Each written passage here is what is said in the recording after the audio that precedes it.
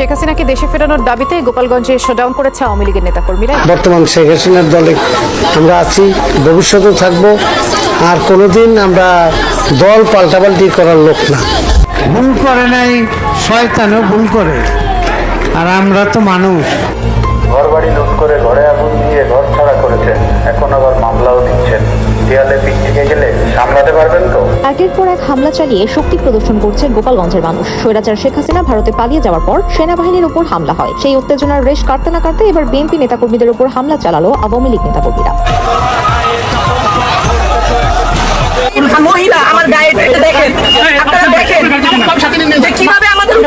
দর্শক শ্রোতা, ইতিমধ্যে একটি চাঞ্চল্যকর নিউজ নিয়ে আমি চলে আসলাম আপনাদের মাঝে। দর্শক শ্রোতা, ইতিমধ্যে আমরা জানি যে শেখ হাসিনাকে ক্ষমতায় আনার জন্য গোপালগঞ্জের নেতাকর্মীরা মিলে আন্দোলন শুরু করে দিয়েছে। শুধু গোপালগঞ্জবাসীরা না, বাহিরের দেশ থেকে যেমন যুক্তরাষ্ট্র থেকে অনেক মানুষ আন্দোলন শুরু করে দিয়েছে যে শেখ হাসিনাকে আবার ক্ষমতায় বসানো হোক। দর্শক, গোপালগঞ্জের আন্দোলন এখন এমন গুরুত্বপূর্ণ পর্যায়ে গিয়েছে যে তারা বিএনপি নেতাকর্মীদের উপর অবাধে হামলা করছে, যেন বিএনপি নেতাকর্মীদের হত্যা করারও চেষ্টা করছে।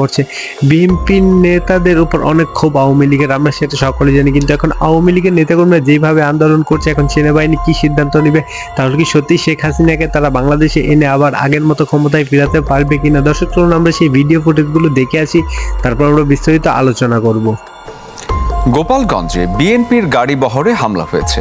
এতে নিহত হয়েছেন স্বেচ্ছাসেবক দলের ক্রীড়া সম্পাদক শওকত হোসেন দিদার। আহত অন্তত ৩৫ জন। গুরুতর কয়েকজনকে পাঠানো হয়েছে ঢাকায়। বিএনপি নেতাদের অভিযোগ, হামলায় জড়িত আওয়ামী লীগ। গোপালগঞ্জ শহরে পথসভা শেষে টুঙ্গিপাড়া যাচ্ছিলেন কেন্দ্রীয় বিএনপি ও স্বেচ্ছাসেবক দলের নেতাকর্মীরা। নেতৃত্বে ছিলেন স্বেচ্ছাসেবক দল সভাপতি এস.এম. জিলানী। ঘোনাপাড়া মোড়ে আওয়ামী লীগের ব্যানার ফেস্টুন ছেঁড়াকে কেন্দ্র করে দুপক্ষের মধ্যে বাকবিতণ্ডা হয়। এক পর্যায়ে ধাওয়া পাল্টা ধাওয়া ও সংঘর্ষ বাধে। ভাঙচুর করা হয় বেশ কয়েকটি গাড়ি ও দোকানপাট। হামলায় আহত হন স্বেচ্ছাসেবক দল সভাপতি ও তার স্ত্রী রওশনারা রত্নাসহ ৩৫ জন। তাদের নেওয়া হয় স্থানীয় হাসপাতালে। গুরুতর কয়েকজনকে পাঠানো হয় ঢাকায়। সংঘর্ষের ৩ ঘন্টা পর ঘটনাস্থল থেকে উদ্ধার করা হয় স্বেচ্ছাসেবক দলের ক্রীড়া সম্পাদক শওকত হোসেন দিদারের মঠ। সভাপতি উনি ওনার বাবা মার কবর জিয়ারত করার উদ্দেশ্যে আসছিলেন। যেই স্বৈরশাসক আজকে সবার থেকে বিতাড়িত হয়েছে, প্রত্যেকটা জেলা থেকে, কিন্তু আজকে আমার নিজ জেলায় আমি আজকে প্রতিহিংসার শিকার। একটা সন্ত্রাসী ঘটনা, এটা কোনো ছাড়া, কোনো কারণ ছাড়াই এরকম একটা নৃশংস ঘটনা আজকে গোপালগঞ্জে ঘটলো। বিএনপি নেতাদের দাবি, হামলায় আওয়ামী লীগ নেতাকর্মীরাই জড়িত। তবে এই নিয়ে যোগাযোগের চেষ্টা করেও পাওয়া যায়নি আওয়ামী লীগের কাউকে।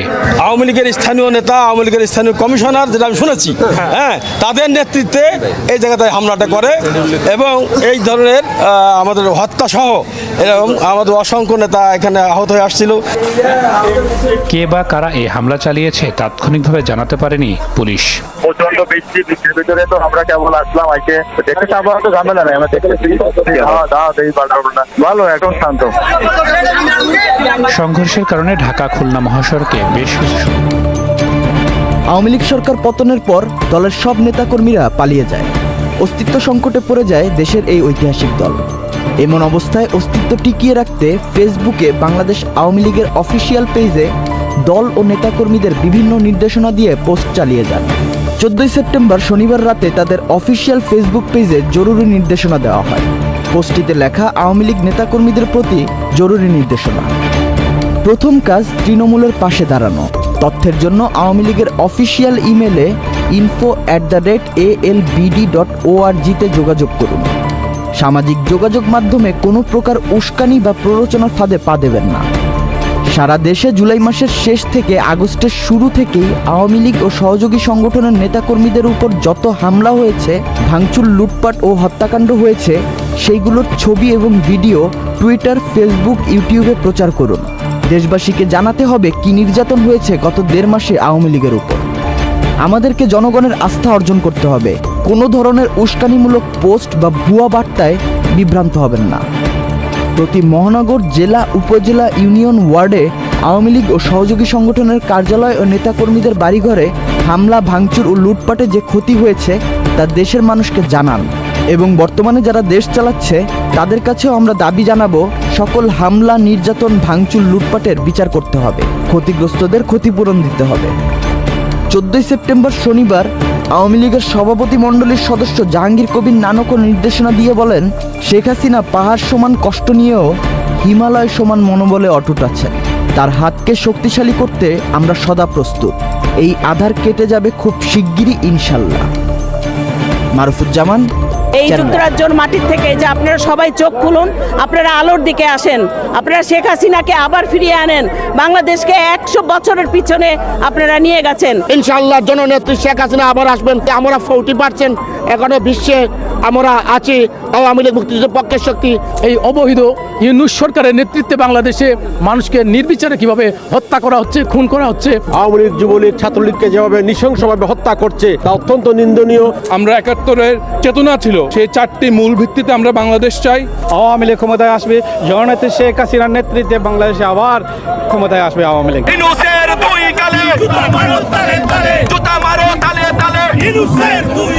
আমরা এই মুহূর্তে আছি যুক্তরাজ্যের পার্লামেন্ট ভবন ওয়েস্টমিনস্টারের সামনে, যেখানে যুক্তরাজ্য আওয়ামী লীগের সদস্যরা এবং দলীয় নেতারা সমাবেশ করছেন। তাদের একটাই বার্তা এখান থেকে, বাংলাদেশের সাবেক প্রধানমন্ত্রী যিনি দেশ ছেড়ে চলে গিয়েছিলেন, তিনি এখনও তাদের প্রধানমন্ত্রী আছেন এবং তিনি অচিরেই সসম্মানে বাংলাদেশে ফিরবেন এবং তাকে ষড়যন্ত্র করে সরানো হয়েছিল।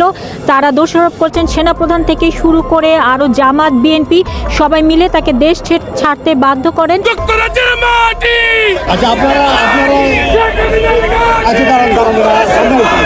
আমরা আজকে আসছি, আসলে বাংলাদেশ এখন যে বিপর্যয়ের মধ্য দিয়ে দিন কাটাচ্ছে, বাংলাদেশের কোনো মানুষই নিরাপত্তা নাই, মানুষজন কোনো রাস্তাঘাটে চলাফেরা করতে পারছে না এবং আমাদের গুম, হত্যা, রাহাজানি, আগুন জ্বালাও পোড়াও, মানুষের জীবন বিপর্যয়, সব কিছু তছনছ হয়ে যাচ্ছে এবং বাংলাদেশের মানচিত্র, আমাদের যে জাতীয় সঙ্গীত এবং আমাদের বাংলাদেশের পতাকা, এগুলো সব নষ্ট করার জন্য জামাত, শিবির সবাই একত্র হয়েছে।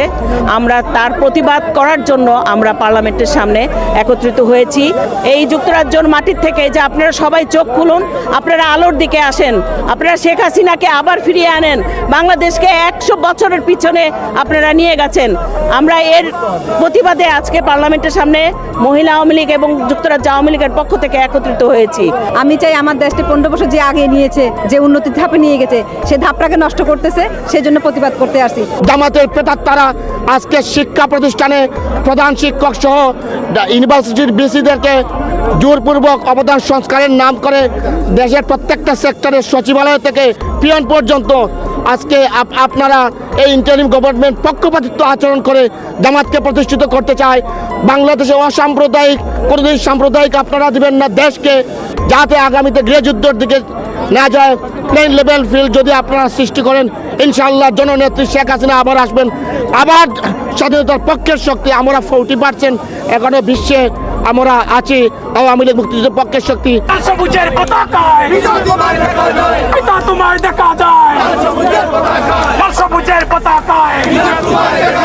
আমরা বিশ্ব জনমতকে জানান দিতে এসেছি, এই অবৈধ ইউনূস সরকারের নেতৃত্বে বাংলাদেশে যে গত 1 মাস ধরে যে কিছু হচ্ছে, আপনারা দেখছেন মানুষকে নির্বিচারে কিভাবে হত্যা করা হচ্ছে, খুন করা হচ্ছে, গুম করা হচ্ছে মানুষকে।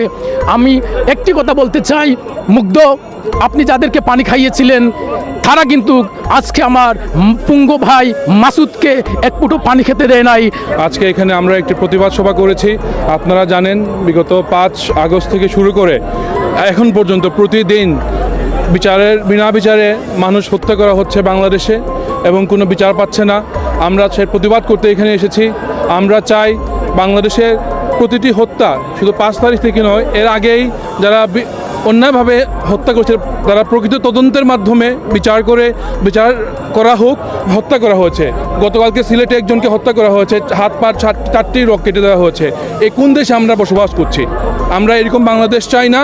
আমরা 71-এর যে আমাদের জাতীয় সঙ্গীত নিয়ে যারা অবমাননা করেছেন তার প্রতিবাদে আপনারা দেখেছেন একটু আগে সবাই মিলে বাংলাদেশে যারা এখানে বাস করেন, বাংলাদেশকে যারা ধারণ করেন, বাংলাদেশের স্বাধীনতাকে যারা ধারণ করেন, তাদের সবাইকে নিয়ে আমরা সমস্যা জাতীয় সঙ্গীতটি গিয়েছি এখানে। আমরা যারা আওয়ামী লীগ, আমরা যারা বাংলাদেশি, আমরা যারা বাঙালি। এতক্ষণ আপনারা ভিডিও ফুটেজগুলো দেখতে পারলেন এবং কি কি কথা হচ্ছে ওইখানে, এটাও আপনারা দেখতে পারলেন। এই বড় বড় সংবাদ মাধ্যমগুলো কি কি খবর করছে সেটাও দেখতে পারলেন। তাহলে কি আসলে শেখ হাসিনা কি এবার সত্যি বাংলাদেশে আসবে এবং আবার কি তাকে ক্ষমতায় বসানো হবে? দর্শক শ্রোতা, আমরা জানি যে রাষ্ট্রের সর্বোচ্চ ক্ষমতাধারী হচ্ছে রাষ্ট্রপতি, তিনি কি তাহলে চাইলেই শেখ হাসিনাকে আনতে পারে? এবং সেনা প্রধান যিনি আছে ওয়াকরুজ্জামান, তিনিও কি চাইলেই শেখ হাসিনাকে আবার বাংলাদেশে আনতে পারে কিনা, এটা এখন দেখার পালা। দর্শক, আপনাদের কি মনে হয় যে শেখ হাসিনাকে কি সত্যি বাংলাদেশে আবার আনা হবে? আওয়ামী লীগের কর্মীরা যেভাবে আন্দোলন করছে, নির্যাতন করছে, তাদের এই আন্দোলনের ফলে কি শেখ হাসিনাকে আবার বাংলাদেশে এনে ক্ষমতায় বসানো হবে কিনা, তা অবশ্যই আপনার গুরুত্বপূর্ণ মন্তব্য কমেন্ট বক্সে জানিয়ে যাবেন। পরবর্তী ভিডিও দেখার আমন্ত্রণ জানিয়ে এখনকার মতো বিদায় নিচ্ছি। আল্লাহ হাফেজ।